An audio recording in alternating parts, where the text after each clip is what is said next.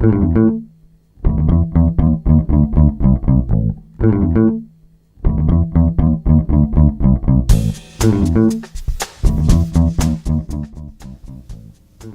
really hadn't expected to be with you already today. After all, I just spoke with you yesterday. And tonight's the President's State of the Union address. I figured there'd be plenty to talk about tomorrow. But, you know, I've heard some of the dumbest things today already. But I just had to share them with you. Give you a clue. Rush Limbaugh.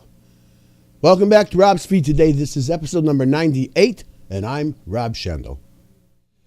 Today is Tuesday. That means yesterday was Monday. And I want to tell you about how my Monday went. I mean, this was my idea of the perfect day in this podcast, blog realm business that I'm in. I woke up at 4:30 in the morning. And what did I do? Well, I made coffee, for one. Of course, the first thing I did was pee. And then I started checking the email, the blogs, the news sources, all the stuff that comes at me constantly. And I figured I checked off a few stories that I thought I'd like to speak to you about. Then by 8 o'clock, I was already right where I am now, talking to the camera and reporting on this stuff. Now, after I put all this shit together and I record all this stuff, then it's a matter of rejecting a bunch of shit. And that takes a while. And then I finally have the transitions right in the little, they call it the kerns at the bottom of the screen that say my name or whatever. And I insert the little pictures that go up here when I talk about somebody. And then I have to render it. And then the older the computer gets, the longer it takes to render.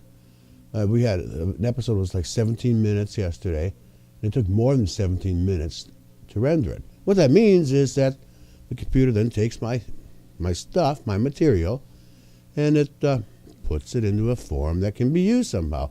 In this case, it's an MP4 file.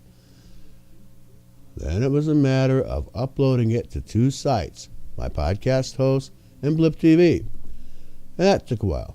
But by noon, or a little thereafter, I think maybe about 12:30, it's finally all done.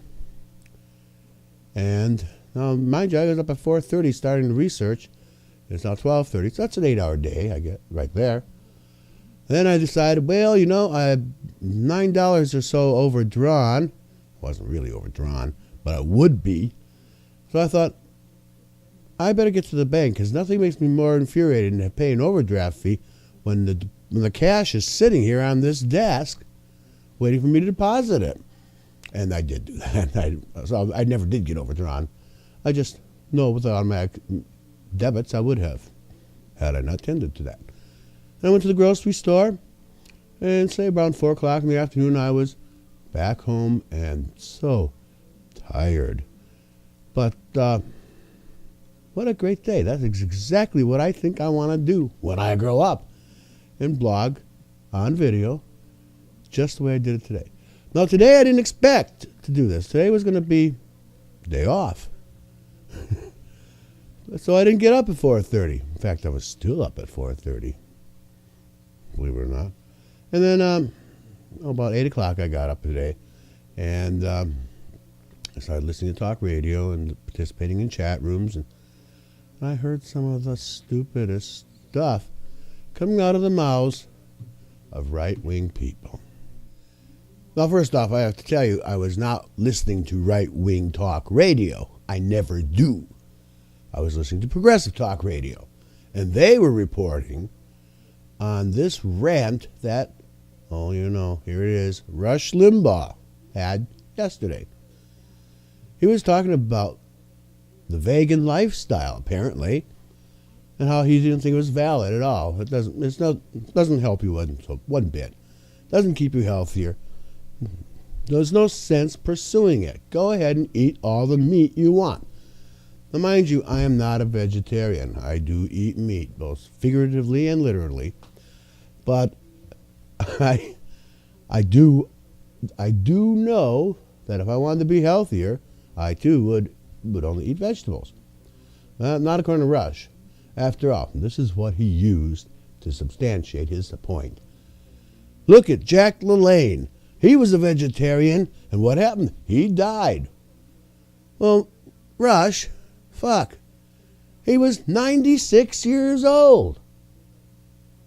How dumb. What a stupid fucking argument. Bye, Rush. Dumb person number 2. Now, this one really isn't a dumb person. He's quite brilliant. But he's a jackass. Now, tonight, is the President's State of the Union address. Actually, I said yesterday that was his 3rd State of the Union. It officially is only his 2nd. But I was thinking as his first one doesn't qualify as a State of the Union because he had only been in office for 10 days or something like that. But regardless, the State of the Union address is tonight. The Republicans' response will be by Congressman Paul Ryan. And as I said, he's not stupid, but he is an asshole. He represents Wisconsin's 1st congressional district. And that district had such wonderful representation in Congressman Les Aspin. I knew Les Aspin. I was a very young person, and I actually knew him personally. He retired. He didn't retire. He resigned from that office to serve in the cabinet of some president. I don't recall which president it was. He was defense secretary. And then I don't know who took over after that, but then a few years later, Paul Ryan got it. Oh, fuck. He's writing this plan for America to get out of all the debt that he, as a Republican, created. And it includes eliminating Medicare and Social Security and raising taxes on the middle class. Everyone up to around $250,000 a year will have their taxes raised under his plan. But, of course, if you make more than $250,000 a year, chances are your tax obligation will be reduced. I fail to see the wisdom in that. That's stupid, too. Actually, Les Aspin was the representative of that district for 22 years until he resigned to become Bill Clinton's Secretary of Defense. But I'm not done. I've got another dumb person. I've talked about her before. Oh, I gave a clue. It's a woman. I'm not talking about Sarah Palin this time. I'm not talking about Christine O'Donnell this time. I'm not talking about Jan Brewer this time. Oh boy, they all have something in common, don't they? T is in common with all of these. I'm talking about Michelle Bachmann. Oh, happy Michelle, who's a representative from the state of Minnesota and a Tea Partier. Now, Bachmann the bitch has, we all believe she's got her eyes set on the White House herself. And to that end, she's got a counter response to the President's State of the Union address. So in other words, the President will give his address, Paul Ryan will represent the Republicans and give his response, and now Michelle's decided she's going to do her own response representing the Tea Party people. Now, to that goal of hers, the White House, now to that end, she spoke before the Iowans for tax relief last weekend. And she gave a version of American history that would be great, but just isn't true. I'm going to read now what her quote is. How unique in all the world that one nation that was the resting point from people's groups all across the world. That doesn't even make sense, Michelle. But she goes on, it didn't matter the color of their skin. It didn't matter their language. It didn't matter their economic status. Once you got here, we were all the same. Isn't that remarkable? Bachmann then describes slavery as a scourge that her founding fathers did all they could to end the peculiar institution of slavery.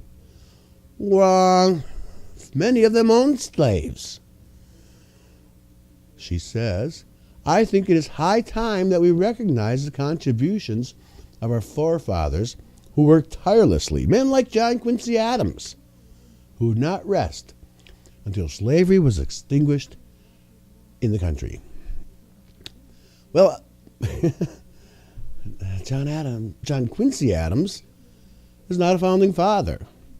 He was born after that. And